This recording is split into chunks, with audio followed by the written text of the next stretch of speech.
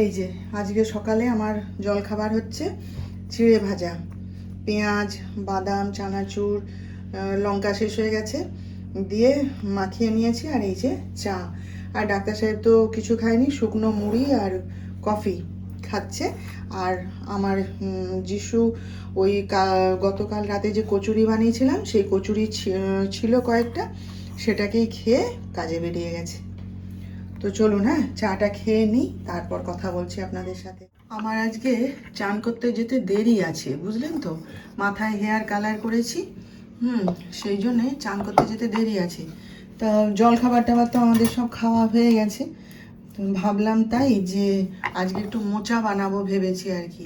তা মোচাটা তো আর কেটে রাখতে পারিনি রাত্রেবেলায়।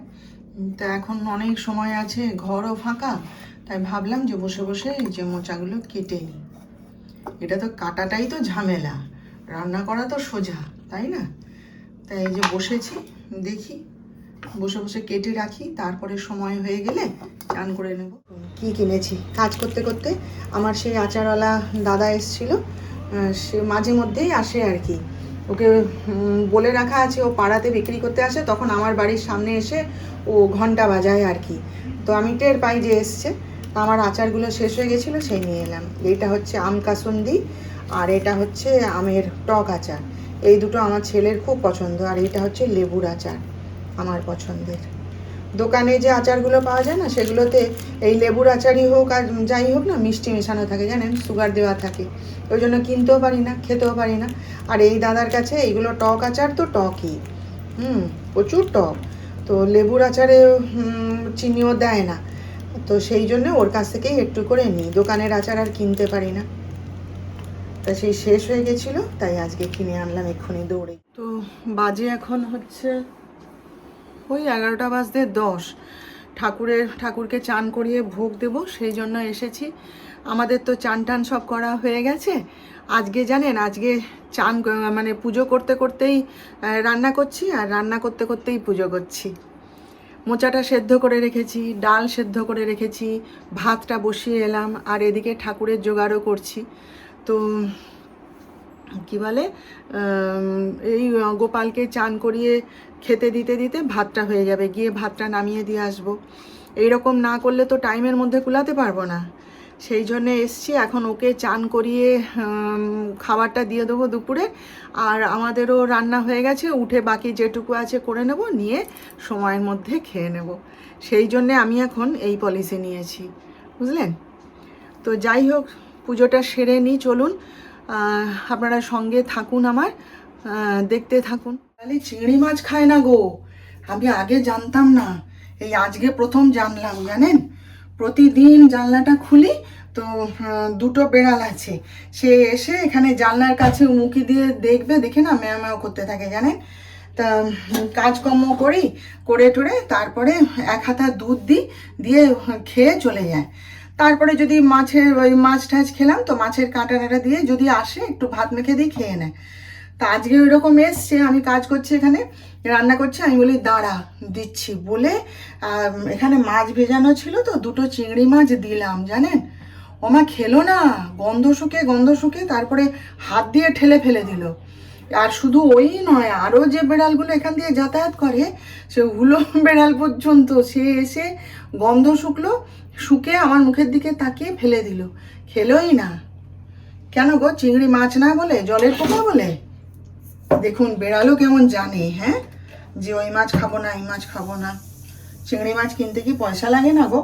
কত দাম বলুন তো। বাবা, আমরা চিংড়ি মাছ খাওয়ার জন্য ছটফট করি। আর দেখুন কিরকম মানে লাট সাহেব ফেলে দিয়ে চলে গেল।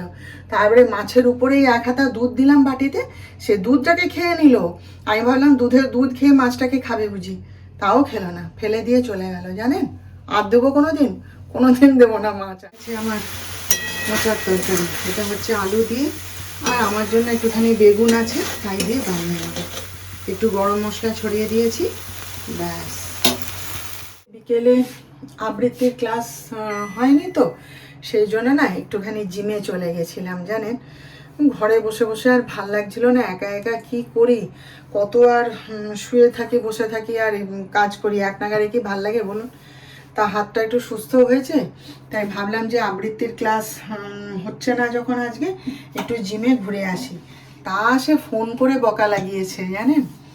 তা কিছু করিনি, আমি একটু ট্রেডমিলে হেঁটেছি আর সাইক্লিংটা করেছি আর একটুখানি ওই উঠবস মানে সিট আপ যেটা আর কি সেটা করেছি, করেই পালিয়ে এসেছি।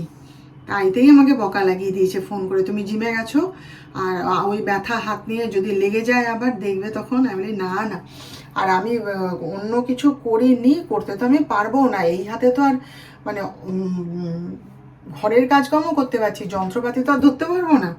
আর আমি ধরিও নি, বাবা আবার কোথায় লেগে যাবে, খুব আস্তে ওই এক হাতে ধরে ধরে করে নিয়ে পালিয়ে এসেছি।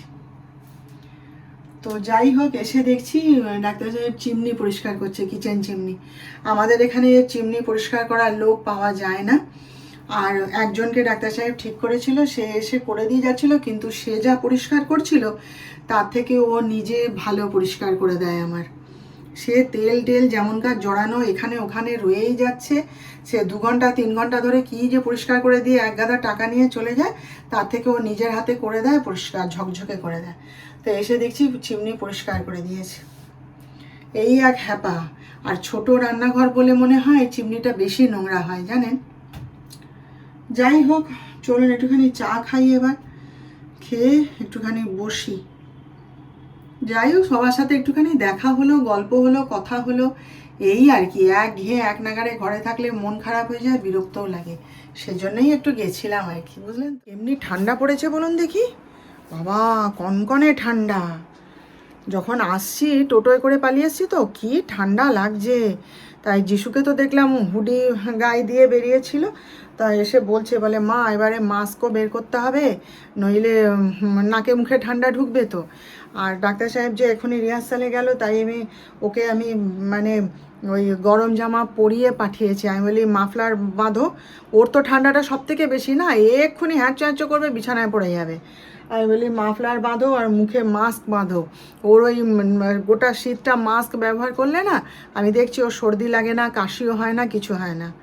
আর ওর সর্দি মানেই তো কাশি শুরু হয়ে যাবে, সে দম ফাটা যেন প্রাণ বেরিয়ে যাবে এমন কাশি। তাই জন্যে ওই সব গরম জামা কাপড় টাপড় পরিয়ে পুরো প্যাক করে পাঠিয়েছি। আমি যাও, আর বাইরে যা ঠান্ডা, কনকনে ঠান্ডা, কিন্তু ঘরের ভেতর পাখা চালাতে হচ্ছে। ঘরের ভেতর আসলে দরজা জানলা বন্ধ থাকে তো, কিন্তু একটা গুমোট ভাব হয়, ওই জন্য পাখা চালাতে হচ্ছে। বাইরে প্রচুর ঠান্ডা। এবারে সবাই বলে যে ঠান্ডা এবার তেমন পড়বে না। তা আবার ডাক্তার সাহেব আবার বলে না, ডিসেম্বর মাসটা আসুক, দেখবে ঠান্ডা কাকে বলে। যাই হোক, এইবারেই তো মজা। আমার হচ্ছে শীতকাল সব থেকে প্রিয় মানে ঋতু, সময় আর কি, ভীষণ ভালো লাগে।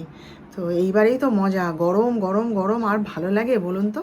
ডাক্তার সাহেব বলে গেছে যে আসার পথে রুটি নিয়ে আসবে, বলছে কোনো দরকার নেই রুটি করা, আমি আসার পথে রুটি এনে যাবো। আমাকে ফোনও করে দিয়েছে যে আমি রুটি নিয়ে নিয়েছি, তুমি কোনো রুটি করবে না। তো আমি এই যে ওদের জন্য একটু আলু সয়াবিনের তরকারি করলাম, ভালো করে বানিয়ে দিয়েছি, একদম গরম মশলা টশলা দিয়ে। ঘি তো আমাদের বাড়িতে কেউ খায় না, সেই জন্য ঘি দিইনি, খুব ভালো সুন্দর করে বানিয়ে দিয়েছি। ওদের জন্য আলু সয়াবিনের তরকারি করলাম, আর আমার জন্যে এই যে বিনস ক্যাপসিকাম দিয়ে একটা সবজি করে নেব আর কি, যাচ্ছি। তো এই হলো আজকের কাহানি সারাদিনের। আশা করি আপনাদের ভালো লেগেছে। যদি ভালো লেগে থাকে প্লিজ একটা লাইক, শেয়ার ও সাবস্ক্রাইব করে আমাকে জানিয়ে দেবেন। আপনারা ভালো থাকবেন, আমাদের আবার দেখা হবে নেক্সট ব্লগে।